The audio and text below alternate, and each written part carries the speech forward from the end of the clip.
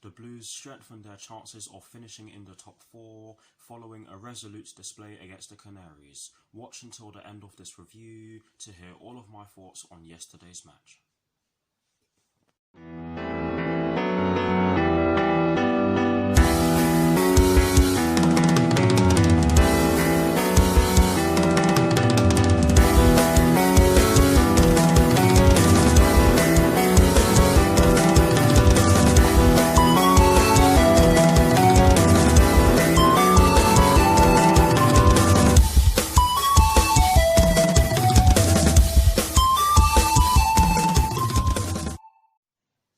Hello people, welcome to my channel, welcome to another video.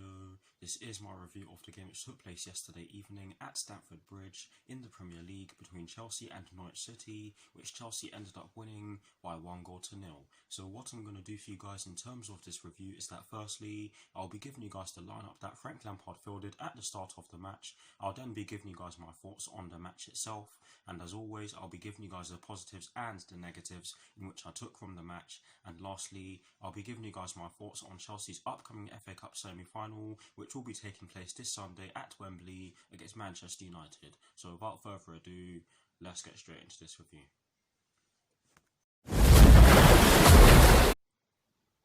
So kicking things off with the lineup that Frank Lampard fielded at the start of yesterday's match against Norwich City, and as always, kicking things off with the formation, it was a 4-3-3, and in terms of the personnel in which he chose to start yesterday's match against Norwich City, he went with Kepa in goal, he went with a back four from right to left of Cesar Azpilicueta, Antonio Rudiger, Kurt Zouma and Marcos Alonso, he went with a midfield three of Jorginho, Ruben Loftus-Cheek and Mateo Kovacic, and he went with a front three from right to left of Willian, Olivier Giroud and Christian Pulisic. So that is the lineup that Frank Lampard fielded at the start of yesterday's match against Norwich City.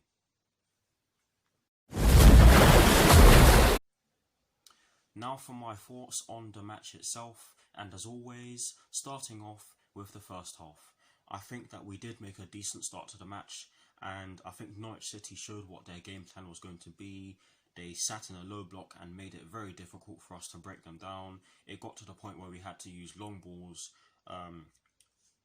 to try and get through them because the spaces between the lines were that small. Marcos Alonso was having a lot of joy down our left hand side as well, and he was whipping some beautiful balls into the box. It's just a shame that not many of them were attacked, but Marcos Alonso was putting in some brilliant balls from the left hand side, and he did win a few set pieces for us as well, so you have to give him credit for that. But as the first half went on, we did start to create more chances. I think the first chance in which we had, I think sorry for stuttering, guys. The first chance we had came through Ruben Loftus-Cheek, who was one of the two attacking number 8s for us yesterday evening.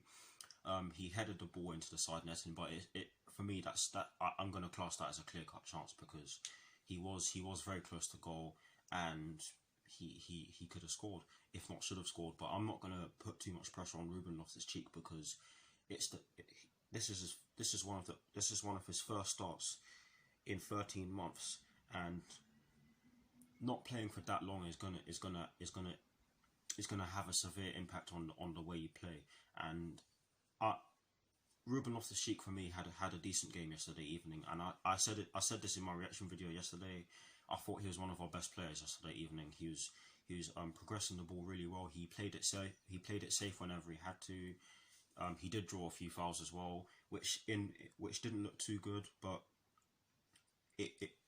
it's a bit of a funny one because of course you don't want your players to get injured, but you do want players to draw fouls so that you can get opportunities to score from set pieces. But yes, Ruben Loftus-Cheek did have the first chance for us through that header, which did go into the side netting. We did get a few more chances, especially through Giroud and Christian Pulisic, who should have scored. Olivier Giroud should have scored. He had one where he hit it with his weaker right foot, and it went high and wide. That was one of his chances. He had another chance where Jorginho put a ball over the top and he tried to lob the keeper. That one was slightly unlucky. Let me rephrase that. That one was very unlucky because he had to hit that first time and it did come off his shin. but it is a chance. It is a chance that Olivier Giroud had. He also had chances later on in the game in the second half, which I'll talk about later on. But Christian Pulisic also had chances. There was a chance where one of our players, I think it was, I can't even remember who it was now, but Marcos Alonso received the ball, he whipped it in, and Christian Pulisic could only fire it into the side netting. But that was a chance in which Christian Pulisic had in the first half. Another chance in which Christian Pulisic had in the first half was when he received the ball with his back towards goal. He turned on the ball and fired it straight at Tim Krul, and for me that was very, very, very unlucky. However, he did make Tim Krul pull off a world-class save. Like I said in my reaction video, it was a world-class save. The goal was an absolute peach of a goal. Brilliant play down our left-hand side, and I have to say that our left-hand side looked very threatening yesterday evening. Christian Pulisic received the ball. I think it was Marcos Alonso who gave the ball to him. One of our players on the left-hand side, I can't remember now. But yes, Christian Pulisic received the ball. He got past their right back, and he used his right foot to put the ball into the box. Yes, you can argue that Tim Klose could have done a lot better in terms of marshalling Olivier Giroud away from the ball, or getting him away from the ball. And Olivier Giroud just had a free header, and he headed it into the back of the net. Yes, the ball was very close to Tim Krul, so you can't blame Tim Krul for that, because it was headed with pace. There was a lot of pace on the cross as well. So you have to give Tim Krul the benefit of the doubt, and you also have to give Olivier Giroud a lot of credit for heading the ball in that fashion, because he did miss a lot of chances, as I've mentioned already earlier on in the first half. But he took the one that counted in the end. But this was a brilliant header, and it was a brilliant time for us to score. But yes, overall, I'd say that it was a decent first half performance. I do think that we could have done a little bit more in terms of our conversion rate, but I felt as though I felt as though we showed what we wanted to do as well. I felt as though we showed that we were prepared to break down a Norwich City side that were always going to try and come and sit in a low. I felt as though it was very good for us to. I felt as though we did very well to attack them and break down a Norwich City side that was always going to come to Stamford Bridge and sit in a low block and make it very difficult for us. That's what I was going to say. But now for my thoughts on the second half, and that's what I was going to say before I started. But yes, now for my thoughts on the second half, like I already said. And I have to be honest with you guys, we did make a bit of a we did start the second half in the way we ended the first half, and I do have to admit that after we had that little spell in the second half, or at the beginning of the second half, Norwich City did put us under a lot of pressure, and it wasn't looking very good for us. We were giving the ball away. We weren't doing as much attacking as we would have liked, as we were in the first half, shall I say. And they did have a few opportunities to get some shots on goal. They did end up having 2 shots on goal.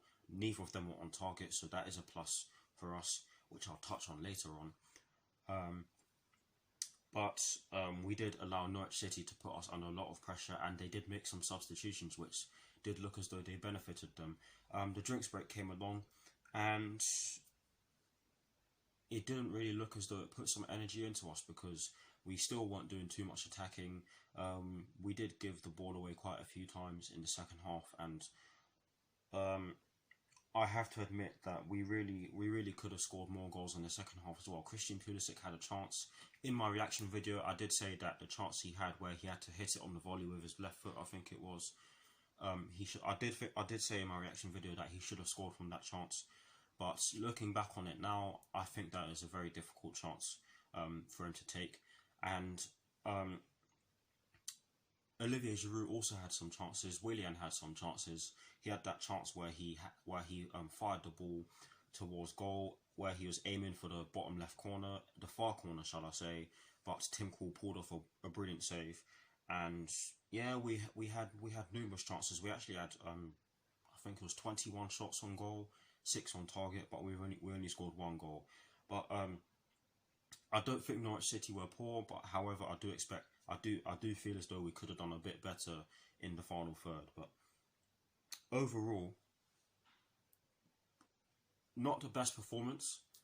It was gritty, but it was by no means the worst performance. I've seen a lot worse. I have seen a lot worse. So I don't want to hear anyone criticising the players for not putting in the best performance against this Norwich City side. They made it very difficult for us yesterday evening, so you have to give them credit for that, especially because of the fact that they're relegated and they have not won in their last 8 games now, I think it is, including the game that we played against them yesterday. But in all seriousness, guys, I don't want to see anyone slating Norwich City for the fact that they made it very difficult for us yesterday, and I certainly don't want to see any Chelsea fans criticising the way. I don't want to see any Chelsea fans criticising the overall performance and the fact that we had to grind it out, because, like I said already, Norwich City made it very hard for us. But in terms of the positives and the negatives in which I took from yesterday's match, I think you guys can probably guess what positives and negatives in which I took from. I think you can probably guess what the positives and the negatives are, because I kind of touched on them already. The first positive in which I took from yesterday's match is the fact that we showed grit and we did not allow Norwich City to have a single shot on target. They only had 2 shots in the game. I think one of them was blocked and the other went off target. I can't remember now, or either or I can't remember now, like I've just said. But yes, we did. I think we did pretty well defensively, albeit with the fact that Norwich City only really threatened us in the second half. But that is a positive, especially when you consider the way we played against Sheffield United. But the second positive in which I took from yesterday's match is the fact that Olivier Giroud scored another crucial goal for us. I believe that is his 6th goal of the Premier League season for us, and since the restart, he's come up with some really important goals. He scored against Aston Villa. He scored the winner against Aston Villa. He got the opening goal against Watford. He did score against Crystal Palace in a topsy-turvy affair, I have to say, and of course he scored yesterday. But yes, it was a good display from Olivier Giroud, and I'd probably give the man of the match award to him. But sadly, there always has to be a negative, and I'm not going to dwell on this too much, because getting back into your stride after a poor performance against a team in which we should have done a lot better against is never going to be easy. But this negative in which I took from yesterday's match is the fact that we should have scored more. I am happy with the fact that we created ample chances yesterday evening. But against the top sides, you're gonna want your team to put the clear-cut ones away. But that is it for my thoughts on yesterday's match, and those are the positives in which I took from yesterday's match. Please do let me know what your thoughts on yesterday's match are in the comment section below, and as always, guys, I will do my very best to respond. Now, to conclude this review, I'm going to give you guys my thoughts on Chelsea's upcoming FA Cup semi-final, which will be taking place this Sunday at Wembley Stadium against Manchester United. I'm not entirely sure when the game kicks off. These kick-off times have thrown me off, but one thing I do know is that we simply have to turn up, and I expect every Chelsea player to be hungry. Against Manchester United, I expect nothing less than the players being hungry. I don't want to see any stupid mistakes. I don't want to see us giving the ball away. I don't want to see us conceding sloppy goals and giving away cheap set pieces. We have to take our chances. We have to take our chances and find a way to shut their midfield down, as well as their attack, because their midfield has been absolutely sensational in some of their recent games, and we have to be careful, because Bruno Fernandes and Paul Pogba look as though they've been liberated, and that is a partnership that the Chelsea players have to study, analyse, and find a way to neutralise, because, like I've said, that midfield has been sensational in some of the recent games. You have to also give credit to Nemanja Matic as well, and we should know all about him, because of course he's a former Chelsea player. Wish we had him now. But I think every single Chelsea player that starts and comes off the bench on Sunday has to be disciplined, has to know what Frank Lampard's tactics are. I'm sure they will, and we really just have to take our chances, because we've lost 3 times to Manchester United this season, and for me that's not good enough. You all know that I cannot stand them, and yes, I will be watching Manchester United's next Premier League game before I do my preview, so I can give you guys some decent analysis on Manchester United. when I do decide to do my preview, which will be very soon, of course.